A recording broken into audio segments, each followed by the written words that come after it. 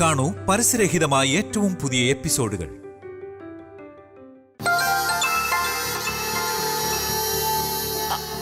Hello Trivikraman ചേട്ടാ, ഞാൻ ലതികയാണ്. എന്തായി ഞാൻ പറഞ്ഞ കാര്യങ്ങള്? ഈ ലതിക ഒരു കാര്യേറ്റ അത് നടത്തി തന്നിരിക്കും. ത്രിവിക്രമൻ ചേട്ടന് എന്നെ കുറെ നാളായിട്ട് അറിയാലോ. നീ നിന്ന് നിന്റെ സ്വന്തം മഹിമ പറയാതെ കാര്യം എന്തായി എന്ന് പറയ്. അത് പറയാനല്ലേ ഞാൻ വിളിച്ചത്. ത്രിവിക്രമൻ ചേട്ടന്റെ സംശയം കറക്റ്റാ. ആ സാറിന്റെ കൂടെയുള്ളത് ശ്രീലക്ഷ്മി അല്ല, പിന്നെ ആ പെങ്കൊച്ചിനെ പോലെ ഇരിക്കുന്ന കൺമണി എന്ന പേരുള്ള വേറൊരു കൊച്ചാ.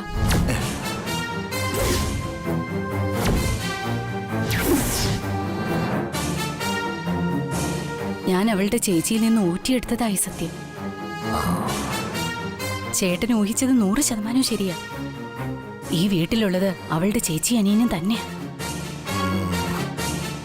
ഇന്ന് ആ കൺമണി എന്ന് പറയുന്നവള് എന്നോടൊരു ചാട്ടം. വേളച്ചിന് വലുതും കാണിച്ചാലുണ്ടല്ലോ, പിന്നെ അമ്പിളി ഗ്രഹണം പിടിച്ചതുപോലെ ആവും. പറഞ്ഞേക്കാം. അവളാള് വില്ലത്തിയാ. എത്ര വില്ലത്തിയായാലും പുറമോടി സുദർശന്റെ മോള് തന്നെ അല്ലേ. ബാക്കി കാര്യം ഞാൻ ഏറ്റു. അപ്പൊ ചേട്ടാ, ബാക്കി കാര്യങ്ങളൊക്കെ എങ്ങനെയാ? പറഞ്ഞത് നിനക്ക് കിട്ടും. നീ കുറച്ചു ദിവസം കൂടി അവിടെ നിൽക്ക്. അവിടെ നടക്കുന്ന ഓരോ കാര്യങ്ങളും അപ്പ അറിയിക്കണം. അതിനാണ് ലതികയായ നിന്നെ അമ്പിളിയായി അവിടെ എത്തിച്ചത്. മനസ്സിലായോ? അത് മനസ്സിലായി. പക്ഷെ ഈ പേര് മാറ്റലിന്റെ ഉദ്ദേശം അത് മനസ്സിലായില്ല. തൽക്കാലം നീ ഇപ്പൊ അമ്പിളിയാണെന്ന് മാത്രം വിചാരിച്ചാ മതി. ബാക്കിയൊക്കെ വഴിയേ ഞാൻ പറഞ്ഞോളാം. എങ്കി നീ വച്ചോ. ശരി ശരി.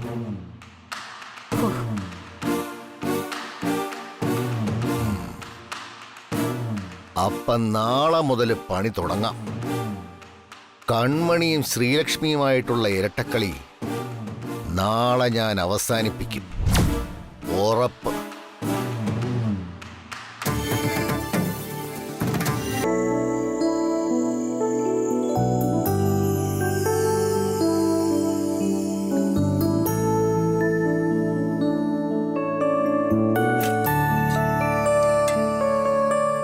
വന്നിട്ട് പോയിട്ട് ഒരു വിവരമില്ല സരോജ.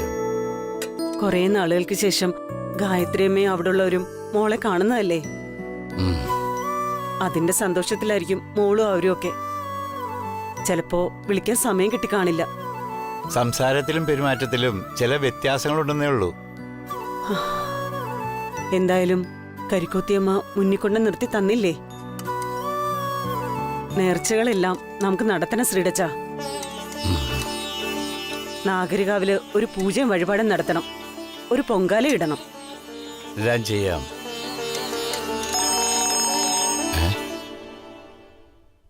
രവി സാറിന്റെ ഫോണാണല്ലോ. Hello sir. ആ അച്ഛാ, ഞാനാ. മോളാണോ? ആ, ഞങ്ങളിവിടെ നിന്റെ കാര്യം പറഞ്ഞുകൊണ്ടിരിക്കുകയായിരുന്നു. നീ ഇതുവരെ വിളിച്ചില്ലല്ലോ ഒന്ന്. ആ, നമ്മൾ വിളിച്ചതേ നാളെ ഇവിടെ എന്തോ ഹോമം ഉണ്ടെന്ന് പോലും. അതിന് നിങ്ങൾ രണ്ടുപേരും വരണമെന്ന് ഇവിടുത്തെ അമ്മ പറയാൻ പറഞ്ഞു. ഹോമോ? എന്ത് ഹോമോ മോളെ? ആ, അതൊന്നും നമുക്കറിഞ്ഞൂടാ. എന്തോ ദോഷം മാറാനാണെന്ന് ഇവര് പറയണ കേട്ട്. നിങ്ങൾ വരുമോ? വരും മോളെ, തീർച്ചയായും വരും. മോളെ, ഞാൻ അമ്മയുടെ കൈ കൊടുക്കാം. വേണ്ട വേണ്ട, നമുക്ക് ഉറക്കം വരുന്നു. നാളെ ഇങ്ങോട്ട് വരണല്ലേ, അപ്പൊ സംസാരിക്കാന്ന് പറ. ആ ശരി മോളെ. ആ ആയിക്കോട്ടെ ആയിക്കോട്ടെ. മോള് സംസാരിച്ചുകൊണ്ടിരുന്നതിനിടയ്ക്ക് ആരോ മോളെ വന്ന് വിളിച്ചോണ്ടുപോയി സരോജ. ഗായത്രി അമ്മയാന്നാ തോന്നണേ. അതുകൊണ്ട് അവള് ഫോൺ വെച്ചു. ആണോ? ഒന്നും സംസാരിക്കാൻ പറ്റിയില്ല. അതിന് നീ വിഷമിക്കണ്ട. നാളെ അവരുടെ വീട്ടില് എന്തോ ഹോമം നടക്കുന്നുണ്ട്. അതിന് ഗായത്രി അമ്മ നമ്മളെയും വിളിച്ചിട്ടുണ്ട്. അത് പറയാനാ മോള് വിളിച്ചത്. നമുക്ക് നാളെ അവിടേക്ക് പോകാം. പോകാം. നിങ്ങളും പുറത്തേക്കൊന്ന് ഇറങ്ങിയിട്ട് കുറെ നാളായില്ലേ. മോളെ കാണാനില്ലെന്നറിഞ്ഞപ്പോ മനസ്സ് തളർന്നുപോയി സരോജ.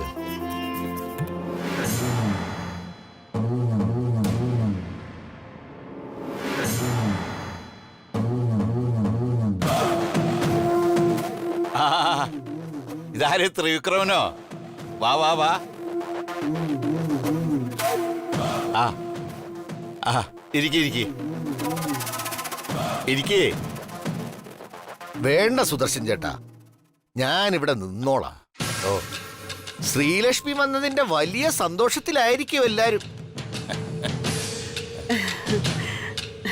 സത്യം പറയാലോ, ഇപ്പോഴാ ശ്വാസം നേരെ വീണത്. ആ, നേരെ പോകുന്ന നിന്റെ ശ്വാസം മുകളിലേക്ക് എടുപ്പിക്കാനാടാ സുദർശന ഈ ത്രിവിക്രമൻ വന്നിരിക്കുന്നത്.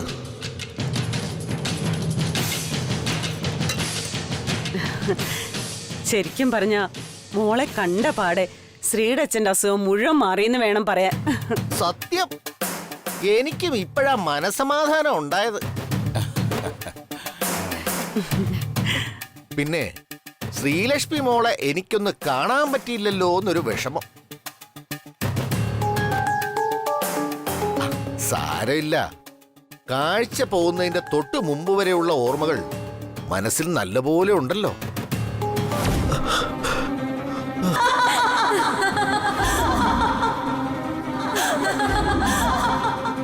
അല്ല സുദർശൻ ചേട്ടാ, നിങ്ങൾ മോളെ ശരിക്കും കണ്ടായിരുന്നോ?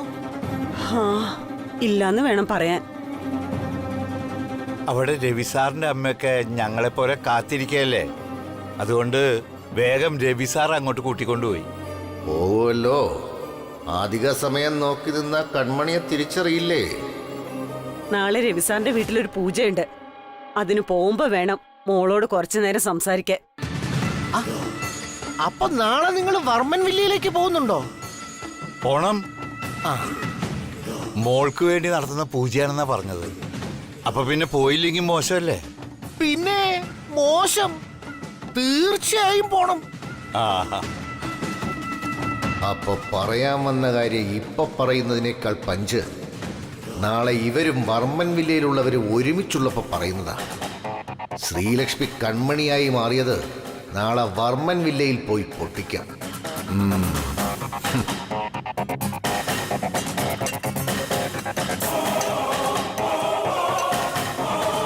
എന്നാ പിന്നെ ഞാൻ ഇറങ്ങട്ടെ സുദർശൻ ചേട്ടാ, വെറുതെ വന്നേ ഉള്ളൂ. ആയിക്കോട്ടെ. നാളെ പോയിട്ട് വന്നിട്ട് കാണാം. പിന്നെ കാണേണ്ടി വരൂല്ല. ഏ?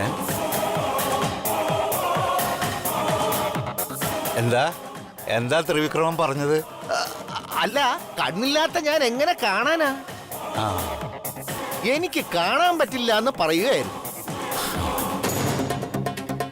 എന്നാ ശരി മോളെ കൃഷ്ണേ. ആ,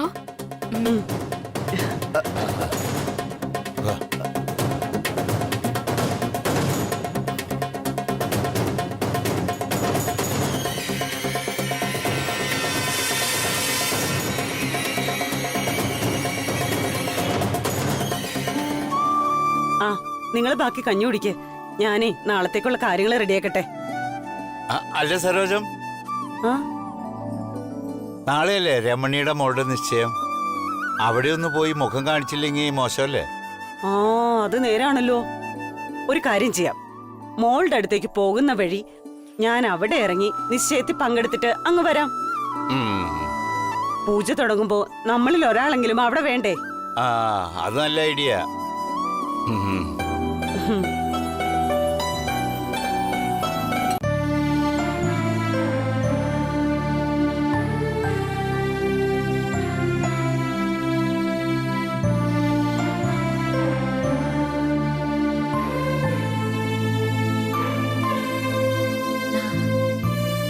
ആശാനെ, താങ്ക് യു. നേരെ ഒരുപാടായി. ശ്രീലക്ഷ്മി വീട്ടിൽ കിടന്നോളൂ, ഞാൻ ഇവിടെ തറയിൽ കിടന്നോളാം. ആശാൻ എന്ത് ഇത്ര ധൃതി?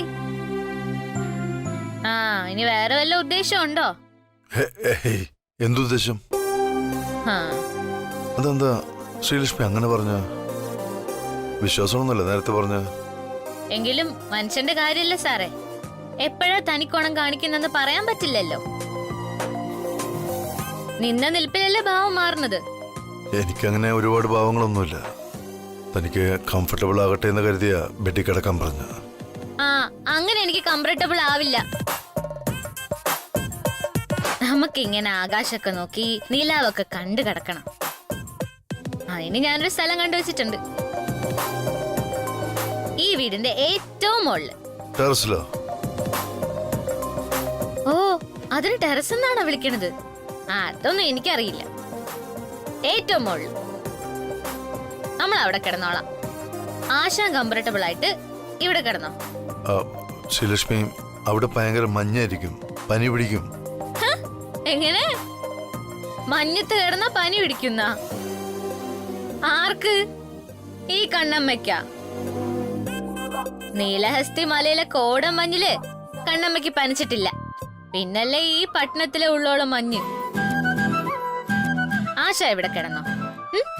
നമ്മള് മുകളിലോട്ട് പോവാ.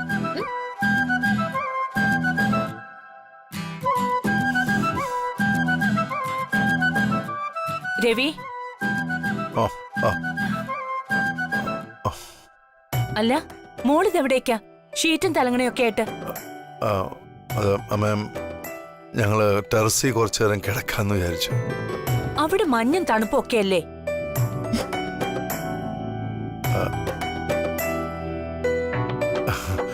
ഏയ്, അങ്ങനെ വലിയ മഞ്ഞൊന്നുമില്ല അമ്മേ. പിന്നെ നീലഹസ്തിയിൽ താമസിച്ച് ഒരു ശീലമായിപ്പോയി. ശരി, ഞാനിപ്പോ വന്നത് വേറൊരു കാര്യം പറയാനാ. ആ, നാളെ പൂജ നടക്കുന്ന സമയത്ത് അവിടെ രാജനന്ദിനിയുടെ ഫോട്ടോ കൂടി വെക്കണമെന്നാ തിരുമേനി പറയുന്നത്.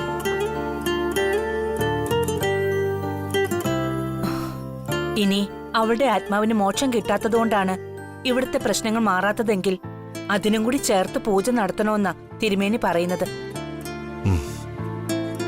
അല്ലമ്മേ, ആരാണ് ആ നന്ദിനി?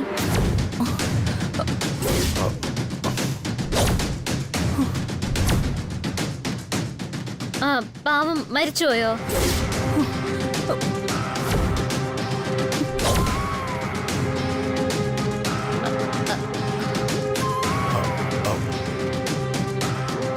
രാജനന്ദിനിയെ മോൾക്കറിയില്ലേ?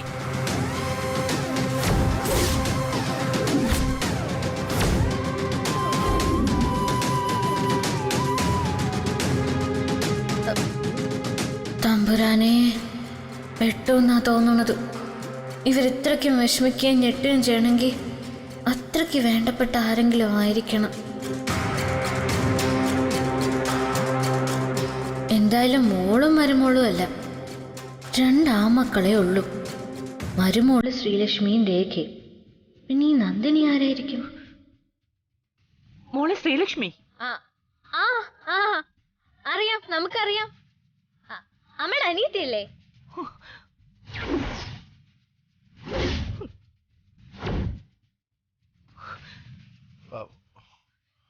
എന്താ രവി ഇത്? ശ്രീലക്ഷ്മിക്ക് രാജനന്ദിനി ആരാണെന്ന് പോലും ഓർമ്മയില്ലേ? അതപ്പോ ഞാൻ പറഞ്ഞില്ലേ, ശ്രീലക്ഷ്മിക്ക് ചില കാര്യങ്ങൾ മിസ്സിങ്. സ്ഥിരമായിട്ട് ഇടപഴകിയവരും നമ്മളെ കുറച്ചുപേരെ മാത്രമേ ശ്രീലക്ഷ്മിയുടെ ഓർമ്മകളിൽ ഇപ്പോൾ ഉള്ളൂ. ട്രീറ്റ്മെന്റ് കഴിയുന്നതോടുകൂടിയേ പൂർണ്ണമായിട്ട് ശ്രീലക്ഷ്മി നമുക്ക് തിരിച്ചു കിട്ടൂ.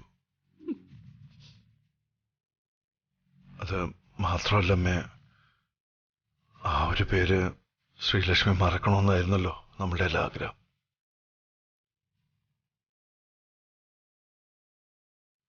നീ എല്ലാ കാര്യങ്ങളും സാവകാശം മോൾക്ക് പറഞ്ഞു കൊടുത്താ മതി. ഞാൻ ആ ഫോട്ടോയുടെ കാര്യം പറയാനാ വന്നത്. പോട്ടെ മോളെ, ഗുഡ് നൈറ്റ്. ആ, ഗുഡ് ഗുഡ്.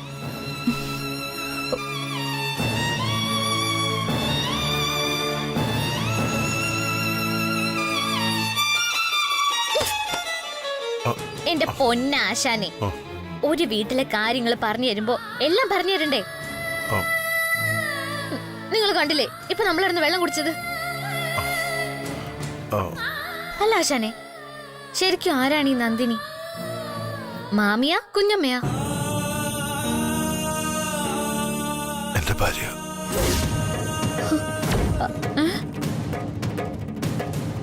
രാജനന്ദിനി എന്റെ ഭാര്യ.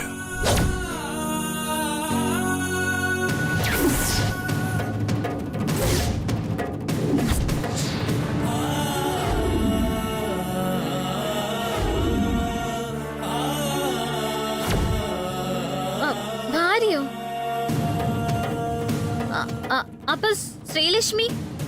രാജനന്ദിനി ആക്സിഡന്റിൽ മരണപ്പെട്ട ശേഷം ഞാൻ ശ്രീലക്ഷ്മിയെ കാണുന്നതും പരിചയപ്പെടുന്നു. ആ, ഓഹോ, ഇതൊക്കെ നേരത്തെ പറയണ്ടേ? ഇനി ഇതുപോലെ മറ്റെന്തെങ്കിലും ഉണ്ടോ ആശാന്റെ കയ്യില്? നമുക്ക് ഞെട്ടാൻ ഭാഗത്തിന് ഒളിച്ചു വച്ചേക്കുന്നത്? ഉണ്ട്. ഗായത്രി ദേവി എന്റെ അമ്മയല്ല.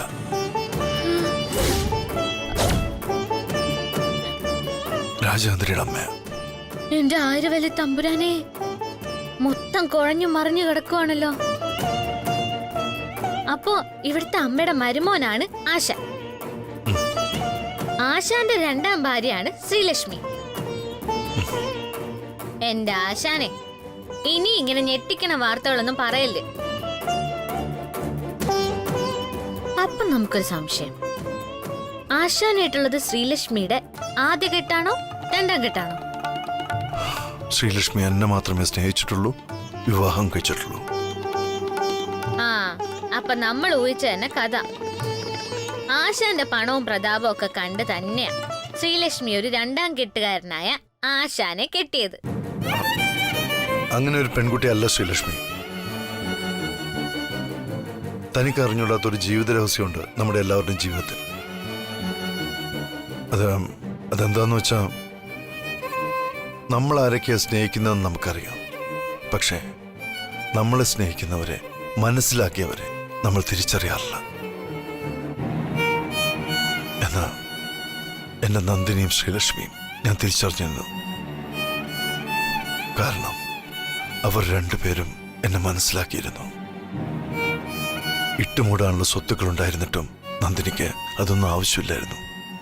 എന്റെ സ്നേഹം മാത്രം മതിയായിരുന്നു. ഞാൻ സ്നേഹിച്ചത് ശ്രീലക്ഷ്മി എന്ന വ്യക്തിയെ, അവളുടെ വ്യക്തിത്വത്തെയാണ്. തിരിച്ചും അവൾ അങ്ങനെ തന്നെയാണ് എന്നോട് പെരുമാറിയിരുന്നതും. അടുത്തപ്പോഴൊക്കെ അവളുടെ ആത്മാർത്ഥ സ്നേഹം ഞാൻ അനുഭവിച്ചിട്ടുണ്ട്. അവളുടെ ഒരു സാമീപ്യം കൊണ്ട് എന്റെ എല്ലാ പ്രശ്നങ്ങളും തീരുമായിരുന്നു. ഞാൻ ഇത്രയും പറഞ്ഞത് ഇപ്പോ താൻ എന്റെ മുന്നിൽ നിൽക്കുമ്പോഴും എനിക്കങ്ങനെ തന്നെയാണ്. എന്റെ ശ്രീലക്ഷ്മി എന്നെ വിട്ടെങ്ങും പോയിട്ടില്ല. എന്റെ കൺമുന്നിൽ തന്നെ അവളുണ്ട്. കൺമുന്നിലുള്ളതേ കണ്ണമ്മയാ. ആശാന്റെ ശ്രീലക്ഷ്മി പോയി. ചേടാ, ഇതിപ്പോ ആശാന്റെ കാര്യം ഓർത്ത് നമുക്കും വിഷമമുണ്ട്. കെട്ടിയ രണ്ടും അപകടത്തിൽ പോയി. നമ്മൾ മനസ്സിലാക്കിയെടുത്തോളം നന്ദിനി നല്ലവളായിരുന്നിരിക്കണം. ഇത്രയും വലിയ കുടുംബത്തിൽ ജനിച്ചു വളർന്നതല്ലേ. പക്ഷെ ശ്രീലക്ഷ്മി നമ്മളെപ്പോലെ അവളും ആശാന്റെ മുമ്പിൽ അഭിനയിച്ചായിരിക്കും പൈസയ്ക്ക്. പക്ഷെ ഒരു വ്യത്യാസമുണ്ട്. നമ്മൾ അഭിനയിക്കണത് നമ്മുടെ ചേച്ചിയുടെ കണ്ണിന്റെ ഓപ്പറേഷനും അവൾക്ക് സുഖിക്കാനും. Hold your tongue. ഇനി എന്റെ ശ്രീലക്ഷ്മിയെ പറ്റി എന്തെങ്കിലും പറഞ്ഞാലുണ്ടല്ലോ,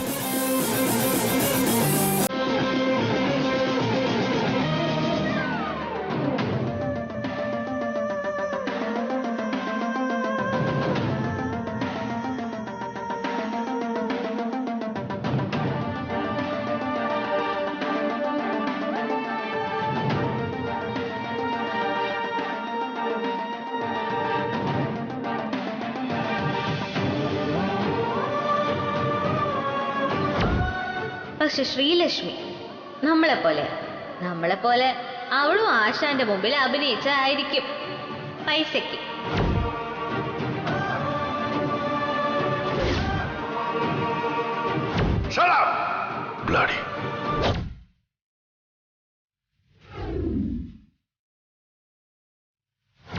നമ്മൾ അഭിനയിക്കണത് നമ്മുടെ ചേച്ചിയുടെ കണ്ണിന്റെ ഓപ്പറേഷനും അവൾക്ക് സുഖിക്കാനും.